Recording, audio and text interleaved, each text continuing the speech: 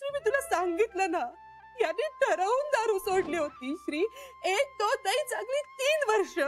आणि तेही फक्त स्वतःसाठी नाही श्री, श्री माझ्यासाठी, आमच्या बाळासाठी. मला वाटायचं मला छोटी आई माहितीये, कळलीये, पण मी तर तिला जेमतेम ओळखतो. किती वरवरचा विचार करत होतो मी तिच्याबद्दल. हे सगळं घडत असताना पुन्हा ते लपवायलाही लागणार होतं बिचारीला. घरात इतक्या बायका, एकीला कळलं असतं तर दुसऱ्या क्षणात आईची पर्यंत पोचलं असतं. बापरे, एकीला साधी शंकाही आली नसेल. पण म्हणजे याचाच अर्थ सगळ्याच आपापल्या दुःखात बुडालेल्या होत्या आणि एकट्या होत्या. प्रत्येक जण मुखवटा घालून वावरत होती. किती किती भयंकर असेल तो काळ या घरासाठी.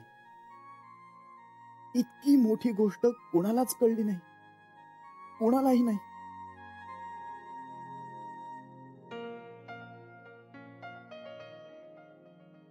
श्री,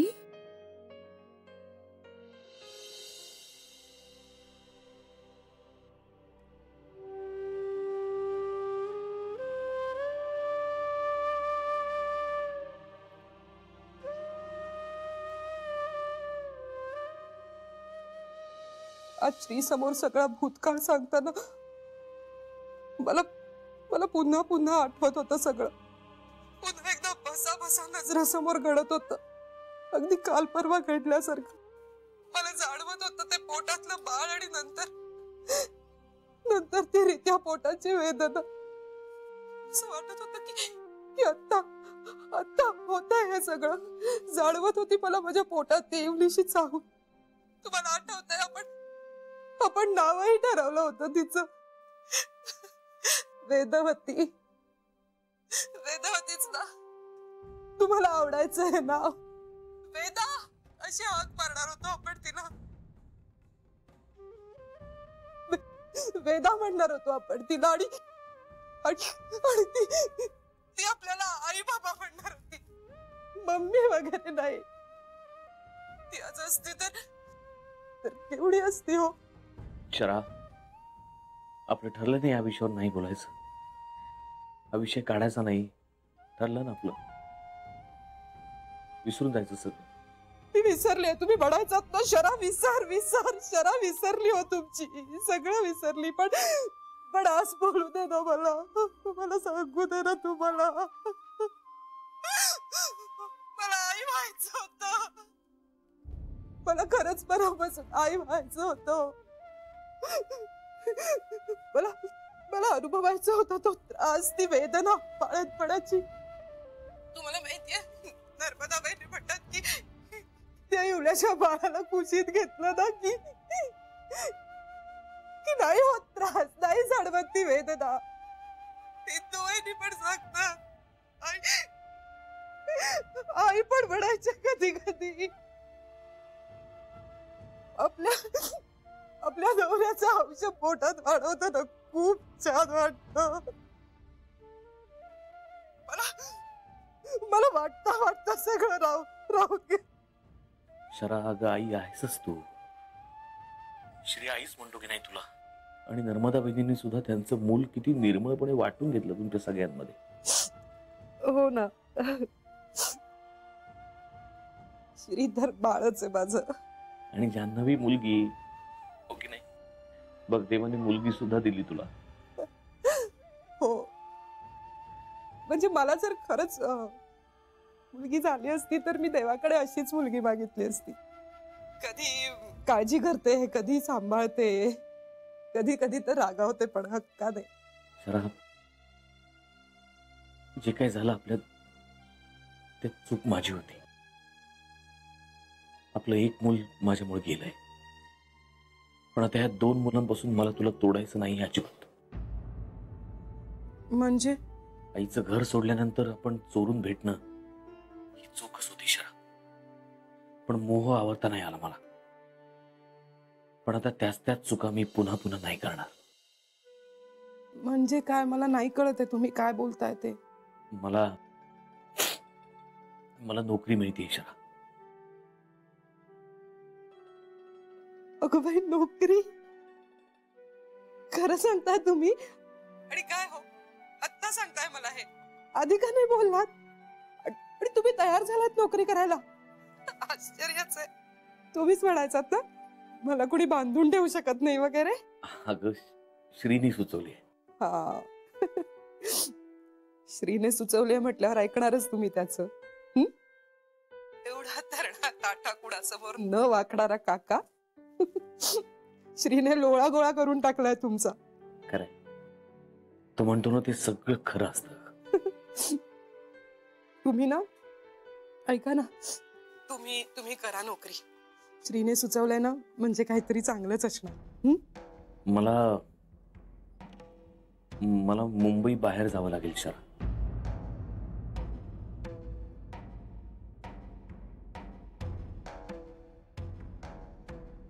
ऐकतेस ना?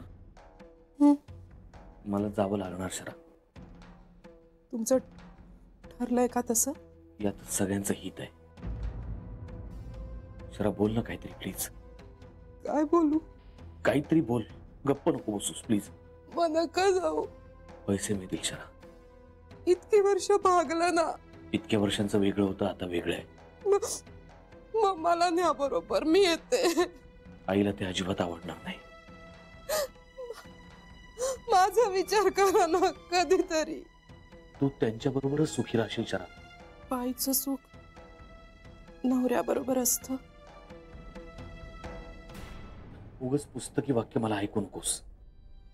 इतक्या वर्षात मी तुला काय सुख दिलंय तुलाही चांगलंच माहिती आणि मलाही. तुमच्याशिवाय कशी जगू पण मला नाही कळत आहे. सवय होईल आपोआप. का पण? श्रीसाठी, जान्हवीसाठी, आईसाठी, या सगळ्यांच्या सुखासाठी. हे बघ श्री जान्हवीचा संसार सुखाचा व्हायला हवा की नाही. हे बघ आपल्यामध्ये आणि आईमध्ये उगाचच त्या दोघांचं बिचाऱ्यांचं सँडविच होत राहणार शरा. पण आता असं तुम्ही वेगळ्या शहरात जाऊन का राहताय? कधी वाटलं तर पटकन कोण धावून येईल सांगा बरं. बरं तुम्हाला मायग्रेनचा पण त्रास होतो ना शरा. आता या विषयावर नाही बोलणार होता पण या वयात नवरा बायको एकमेकांच्या साथीने राहतात ना सोबतीने एकमेकांना धरून. मग असं का करताय? तू श्रीला धरून राहा, जान्हवीला धरून राहा. ऐका ना आपण भेटल्यावर बोलू. हा तुम्हाला माझी शपथ. तुम्ही असं घाईघाईत निर्णय नका घेऊ. आपण भेटल्यावर नक्की बोलू. माझा निर्णय झालाय शरा. माझ्यावर विश्वास ठेव शरा. सगळं चांगलंच होणार. मी गेलो की. हो मला कळलं की सगळं चांगलं होणार आहे. पुरे आता शरा बस.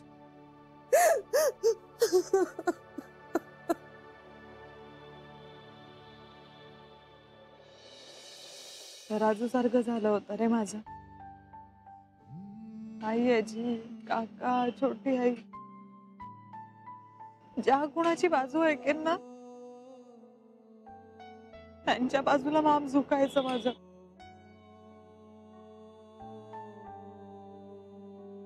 पण ह्या बाळाबद्दल ऐकल्यानंतर बाकी कुणाही पेक्षा त्या बाळासाठीच वाईट वाटतंय रे.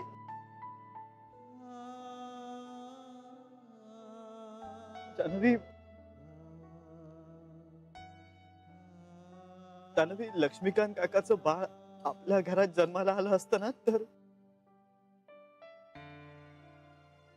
या घराचं चित्र फार वेगळं दिसलं असतं.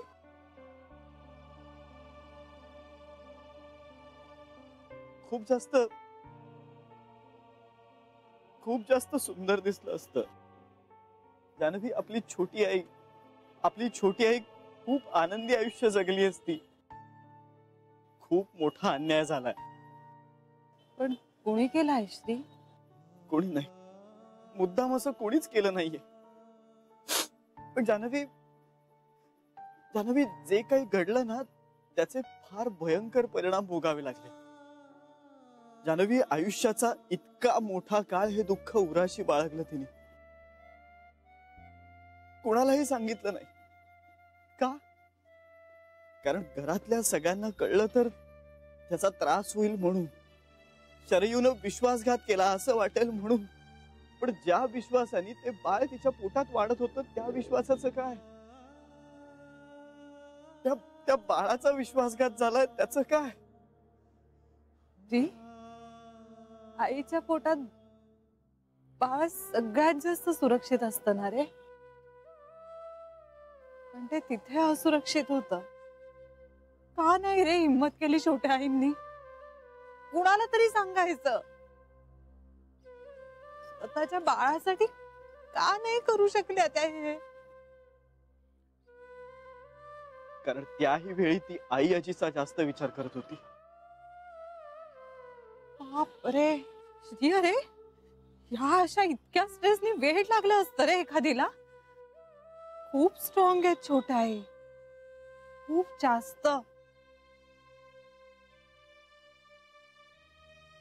त्या दुबळ्या मनाच्या नाहीयेत. खूप जास्त स्ट्रेंथ आहे रे त्यांच्यात.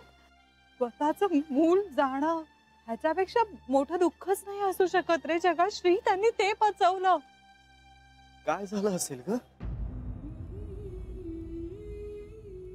श्री, अरे हे सगळं आई आजींना कळलं असतं तर त्या अपसेट झाल्या असत्या. पण एक आई म्हणून, एक बाई म्हणून त्या समजून घेऊ शकल्या नसत्या. निश्चित समजून घेतलं असतं. 100% समजून घेतलं असतं तिने. कदाचित काही काळ काका आणि छोट्या आईवरती नाराज झाली असती, पण त्यांच्या बाळाला तिने खूप प्रेमानं जवळ केलं असतं. हो रे, म्हणजे या सगळ्यात त्या बाळाची काहीच चूक नाहीये हे कळलं असतं त्यांना. फक्त कल्पनेनंच घाबरली ती जानवी. फक्त कल्पनेनं घाबरली ती जानवी. छोटी आई घरात एक, काका बरोबर एक, आणि त्या बाळाची आई म्हणून एक, अशी 3 आयुष्य जगली काही काळ. खूप मोठी चूक घडली जानवी. दोष कोणाचाच नाही, पण तरी खूप मोठी चूक. इररिपेरेबल डॅमेज. कधीही भरून काढता येणार नाही अशी चूक.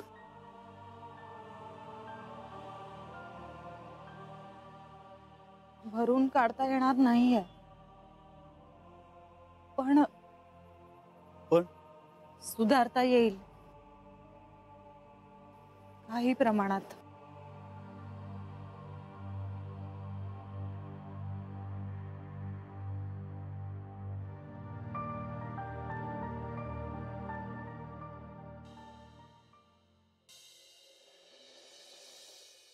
आई, when I come for tuition?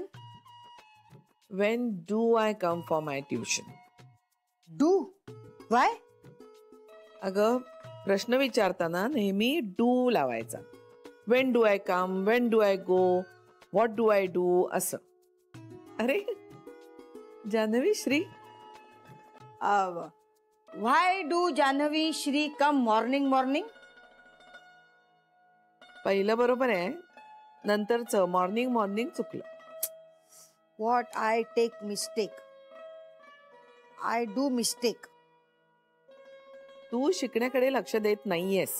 I want, but where I give laksha? I am so busy na Jahnavi?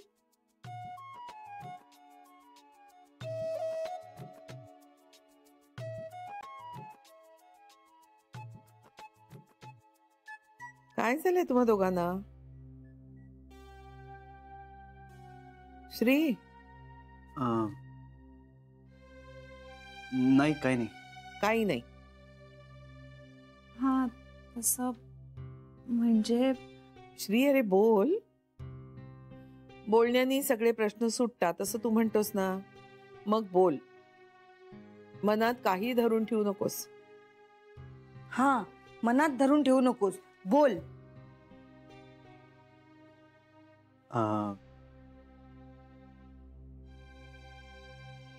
आईजी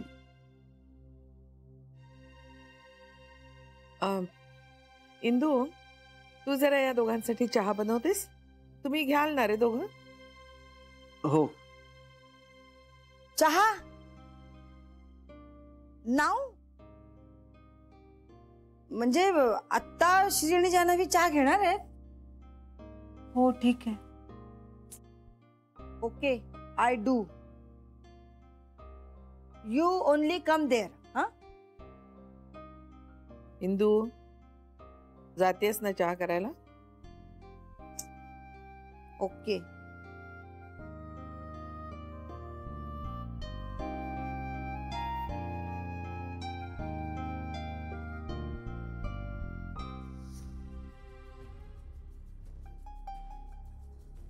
बोल श्री, काय बोलणार होतास?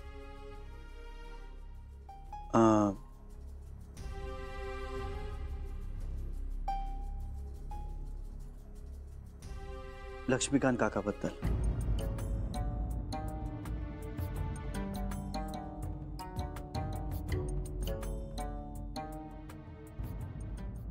लिहिलंस? हो. आणि हो, त्या लिस्ट मध्ये ना लिंबांचा वेगळाच कॉलम तयार कर. का? लिंब स्वस्त झाली आहेत? स्वस्त कसली वाटेल त्या भावाने विकतायत. मग कशाला हवी तेवढी लोणचं करायला? नाही ग, उन्हाळा किती वाढलाय आता. मी ना लिंबू, मीठ, साखर असं मिश्रणच तयार करून ठेवते, म्हणजे पटकन लिंबू सरबत करता येतं ना ग. हा, हे बेस्ट आहे. आत्ताच एवढं उकडतंय, मे महिन्यात तर केवढं उकडेल. पळत आले. कुठून? आईंच्या खोलीतून. का? आई म्हणाल्या जा, मग आले. म्हणजे त्या रागावल्या का तुमच्यावर? चिडल्यास त्या, कळलं असतं तर. अगं पण तू असं काय केलंस की तू तुझ्यावर चिडेल? नाही, मी काहीच नाही केलं. म्हणजे श्री आणि जान्हवी आले, मग आई म्हणाल्या की इंदू चहा कर, मग मी आले. अच्छा, म्हणजे श्री जान्हवीला आईशी काहीतरी गंभीर बोलायचं असणार, म्हणून तुला बाहेर जायला सांगितलं तिने. हा बरोबर. पण असं होतं तर मग आई का चिडल्या असत्या तुमच्यावर? हा, म्हणजे खरं तर चिडण्याचं काहीच कारण नव्हतं, कारण मी काही तसं ऐकलं नव्हतं काही. म्हणजे काय झालं वंच, काय झालं हे दाखवतो तुम्हाला. हे बघा, इथे श्री आणि जान्हवी उभे होते. हा, इथे आई अशा बसल्या होत्या आणि मी इथे उभी होते, हा, मध्ये मध्ये अशी. आणि मग श्री आणि जान्हवी आले, मग मी त्यांच्याकडे असं बघितलं आणि मग आईंकडे बघितलं, आईनी माझ्याकडे बघितलं, मग मी परत श्री जान्हवीकडे बघितलं, मग आईंनी मला सांगितलं इंदू त्यांच्यासाठी चहा कर आणि जा. मग मी आले, असं आले बाहेर. हा, आणि हा दरवाजा हा समजा. तर त्या दरवाजाच्या बाहेर आल्यानंतर माझा हात आहे ना असा भिंतीवर आपटला. आई, असं हळूच मी अशी विवळले, म्हणून मी तिथे 2 मिनिटं थांबले, तर माझ्या कानावर पडलं. वहिनी, काय ऐकलत तुम्ही? आपलं ठरलंय ना की चोरून नाही ऐकायचं म्हणून. नाही, पुन्हा तेच तुमचं. मी नाही ऐकलं, माझ्या कानांनी. पण जे काय ऐकलं ना ते इतकं भयानक होतं. मी चहा करते. बसा ना, बसा. बसा तुम्ही, बसा. चहाचं काय हो, मी करेन चहा. बसा तुम्ही. हा, कर. कारण या सगळ्या प्रकारानंतर ना माझं चित्तच थाऱ्यावर नाहीये. कशाबद्दल बोलत होते? नको, तो उच्चारच नको. हो वहिनी, असं काय करताय सांगा ना प्लीज. लक्ष्मीकांत भाऊजींबद्दल काहीतरी महत्वाचं बोलायचं होतं त्यांना. कांताबद्दल असं डायरेक्ट बोलायचं होतं? काय बोलत असतील? कुठून आलं तुमच्या डोक्यात हे?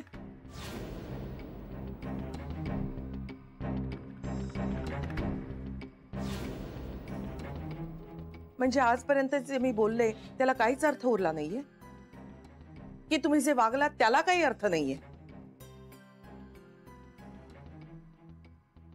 श्री, या विषयावर अनेकदा आपलं बोलणं झालेलं आहे. झालंय ना? आणि याबद्दल माझं मत काय आहे हे तुला चांगलं माहित आहे. आणि तरीही हा विचार घेऊन तू आलासच कसा? तुला काय साक्षात्कार झाला की आकाशवाणी झाली?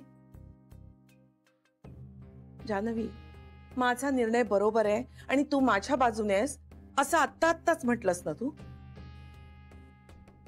मग असं काय घडलंय की ज्यामुळे माझा निर्णय मागे घ्यावा असं तुम्हाला वाटतंय?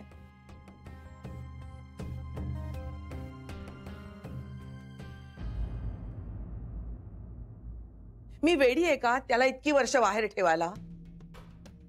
इतकी वर्ष मी कशी काढली ते माझं मला माहिती, पण हे होणं नाही. मी जिवंत असेपर्यंत तरी हे होणं नाही. आईजी प्लीज ट्राय टू अंडरस्टँड. या बाबतीत नाही. काही बाबतीत इच्छा असली तरी समजूतदारपणा दाखवायचा नसतो, आणि कांताच्या बाबतीत तर मला इच्छाही नाही. पण आईजी माणसं बदलतात अगं. लक्ष्मीकांत माणूस नाहीये. त्या मातीचा चांगला घडा बनलेला नाहीये. ती मातीच राहिली. असं नाही आईजी. श्री जन्म दिलाय मी त्याला. पण तरीही अशा बऱ्याच गोष्टी आहेत ज्या तुला माहित नाहीये. आणि तुला माहित आहे